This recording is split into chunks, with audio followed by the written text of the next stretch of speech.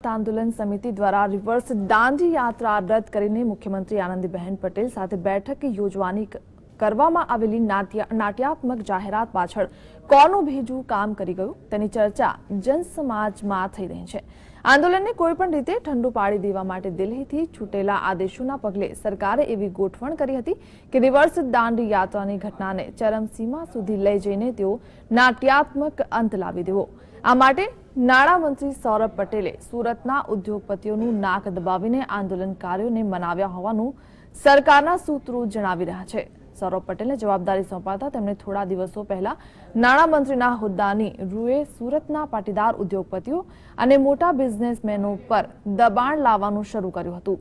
ઉદ્યોગપતિઓને કોઈપણ રીતે આંદોલનકારીને સંવાદ માટે તૈયાર કરવાનું સૌરભ પટેલ દ્વારા ધમકીની ભાષામાં કહેવામાં આવ્યું। આથી પાટીદાર ઉદ્યોગપતિઓએ પોતાના કારોબાર સલામત રાખવા સુરતના પાટીદાર આંદોલનકારીઓને સરકાર સાથે સંવાદ કરવા મનાવ્યા હતા।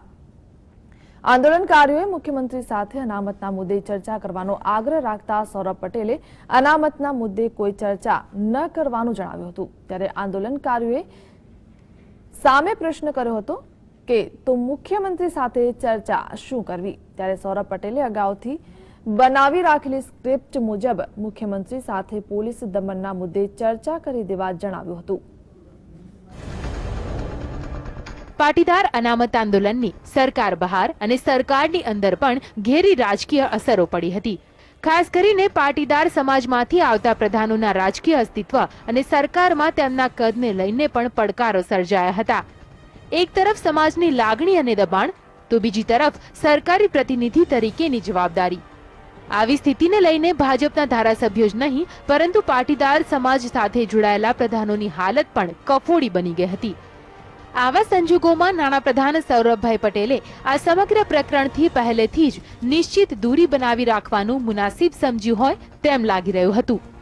પાટીદાર અનામત આંદોલન સંદર્ભે અંદરખાને માહિતીગાર તો રહેતા પરંતુ જાહેરમાં આ મામલે કંઈ પણ પ્રતિક્રિયા આપવાનું સિફતપૂર્વક ટાળતા રહ્યા હતા।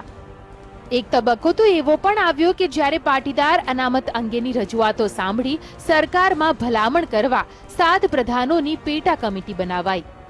નીતિનભાઈ પટેલને સમિતિના અધ્યક્ષ બનાવાયા। આવી મહત્વની સમિતિમાં નાણાં પ્રધાન હોવા છતાં સૌરભભાઈ પટેલનો સમાવેશ કરાયો નહીં। આમ સમગ્ર આ પ્રકરણથી પ્રારંભથી જ સૌરભભાઈ ક્યાંક પોતાની જાતે અળગા રહ્યા તો ક્યાંક તેમને અળગા રાખવામાં આવ્યા। પરંતુ આખરે એવું તો શું થયું કે અચાનક પાટીદાર અનામત આંદોલનને લઈને સરકારમાં સૌરભભાઈની ભૂમિકા જ બદલાઈ ગઈ। કહેવાય છે કે પાટીદાર રિવર્સ દાંડી કૂચ પહેલા સૌરભભાઈ જાણે સરકારના દૂત બન્યા અને તેમની મધ્યસ્થીને લઈને આખરે રિવર્સ દાંડી યાત્રા હાલ પૂરતી મોકૂફ રહી। એટલું જ નહીં, આંદોલનના આગેવાનો અને મુખ્યપ્રધાન વચ્ચે સીધી બેઠક યોજવાની પણ સહમતિ સધાઈ। સૌરભભાઈની આ બદલાયેલી ભૂમિકા અને આંદોલનકારીઓના વલણમાં થયેલા અચાનક બદલાવને લઈને અટકણો ઊભી થઈ છે કે શું આ પહેલેથી જ સ્ક્રિપ્ટેડ હતું કે પછી દિલ્હીના ઇશારે આ પરિવર્તન આવ્યું?